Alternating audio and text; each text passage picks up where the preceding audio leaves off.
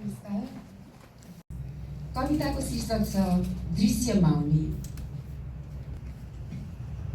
तपाईको आफ्नो आँखा फुकालेर छेउमा राख्नुहोस्, अमानव हुनुहोस् र सुन्नुहोस्, म एउटा दृश्य पस्कँदैछु। तपाईको आफ्नो आँखा फुकालेर छेउमा राख्नुहोस्, अमानव हुनुहोस् र सुन्नुहोस्, म एउटा दृश्य पस्कँदैछु। 24-25 वर्ष जस्तै देखिने उनी बोक्सी, चोर या बेस्या या यस्तै केही हुन् रे।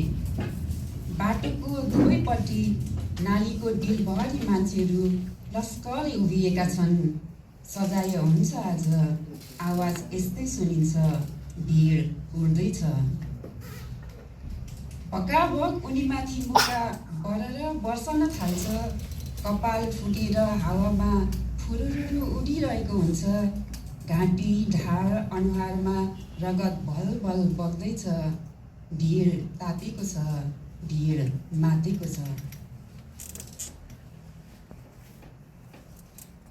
भकुण्ड जस्तै मुक्काले उछिटिन्छन् परसम्म, उड्छिन् फेरि ढल्छिन्।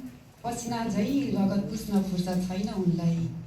मानौ भिड बर्खाको भेल हो, उनीमाथि उड्दैछ। शरीरमा कपडा थोरै बाँकी छ, त्यो पनि नाजुक छ। मट्टीतेल छर्किएर अब आगो सल्काइन्छ।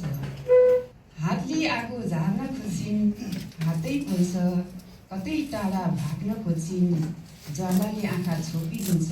लडबडाउँदै बिच बाटोमै ढल्छिन्। आथा बोल्यो नमिठो चिच्याउँछिन्। यस बेलाको पीडा मेरा शब्दहरूमा होइन, उनैमा छान्नुहोस्। क्रूरताको पराकाष्ठाको पारो त्यही भिडमा नाप्नुहोस्। फुत्त एउटा छोरो मान्छे निस्कन्छ, एक भाँडो पेट्रोल उनैमाथि हुत्याउँछ। हुरुरु लप्का एक छानो उठ्यो, उनको शरीर झस्के झैँ देखियो। हातका औँलाहरू अलिअलि चल्दै थिए, त्यही पनि बन्द भयो। लौ अब तपाईको आँखा लगाउनुहोस्, मानव हुनुहोस् र गाउनुहोस्। यो दृश्यमा तपाईँ कहाँ हुनुहुन्छ? धन्यवाद।